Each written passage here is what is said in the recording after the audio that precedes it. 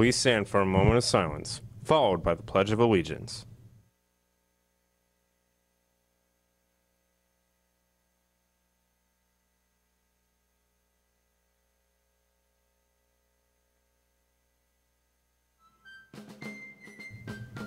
I pledge allegiance to the flag of the United States of America and to the republic for which it stands, one nation, under God, indivisible, with liberty and justice for all.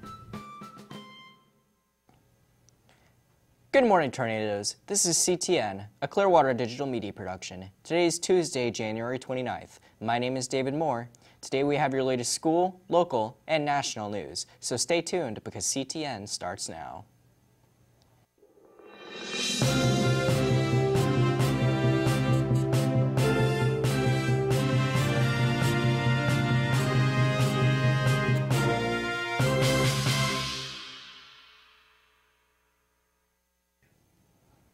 In your headline news, President Donald Trump on Monday accepted House Speaker Nancy Pelosi's invitation to deliver his State of the Union speech on February 5th, a week later than originally scheduled because of the partial government shutdown. "It is my great honor to accept," Trump said in a letter to Pelosi. "We have a great story to tell and yet great goals to achieve." The speech had initially been scheduled for January 29th. But Pelosi postponed it amid what turned into a 35-day partial government shutdown over Trump's demand for border wall funding.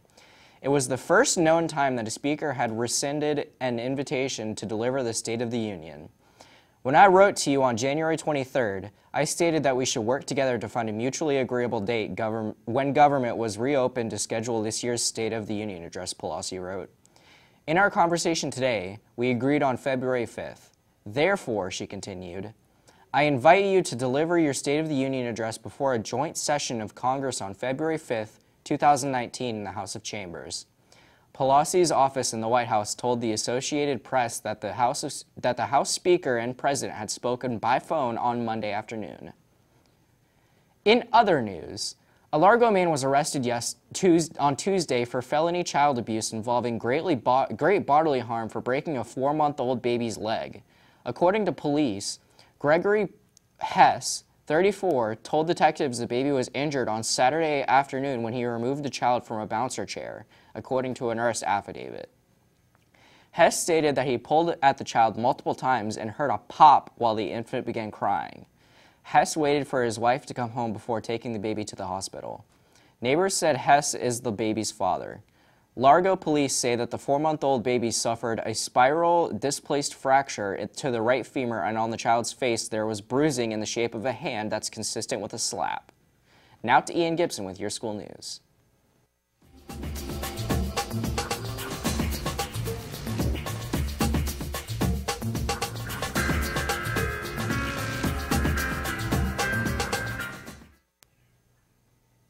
I'm Ian Gibson with your school news.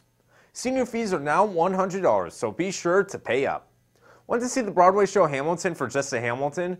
Clearwater High has been invited to participate in the Hamilton Education Program in Tampa on March 7th. The student tickets are just $10. Only 3 tickets remain, however. See Ms. Hippo on Pod 9 as soon as possible. Attention seniors, Grad Bash tickets will be on sale next week during both lunches. Tickets cost $130 and include admission to Universal and Islands of Adventure and bus transportation to and from Orlando. The date of the senior breakfast has been changed. The breakfast will now be held on Friday, May 24th. Remember to come by this Saturday to the ELP from 8 to 10 a.m. Chef Gil will be making pancakes and there will be raffles for prizes. Attention juniors, the deadline for the early admission application is February 8th at 2 p.m. Senior counselor as soon as possible if you have any questions. There's an English National Honor Society meeting tomorrow after school in Mrs. Katz's room, room F8.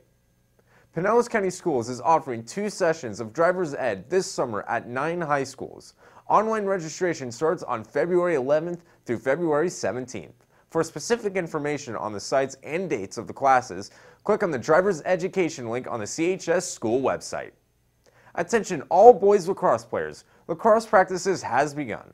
The boys team will practice every Monday through Thursday. Practice times are 2:30 to 4:30. Practice takes place on the practice fields next to the softball stadium. You must have all paperwork turned in to Mrs. Biddle prior to practicing. Please see Coach Melvin in room C11 if you have any questions. Now back to the desk.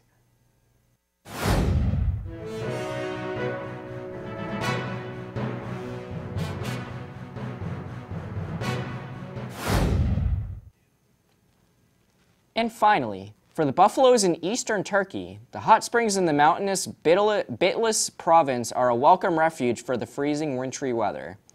Residents in the tiny village of Budakli walk hundreds of buffaloes up snow-covered roads to the geothermal springs near the dormant Nemrut volcano in the winter. The animals already know the way and spend hours in the steamy 104 degrees Fahrenheit waters. So much that the young men hoarding them struggle to get the massive animals out of the water and go home. If any student or teacher would like to have an announcement made on our show, please email Mr. Gordon at gordonw@pcsb.org. If you are a student, please have your club sponsor or coach send the email. Like us on Facebook at Clearwater Digital Media Productions for a look back at some of this year's broadcasts. Check out the CDMP Clearlight, running all day for new announcements. Thank you for watching CTN, and have a great tornado day.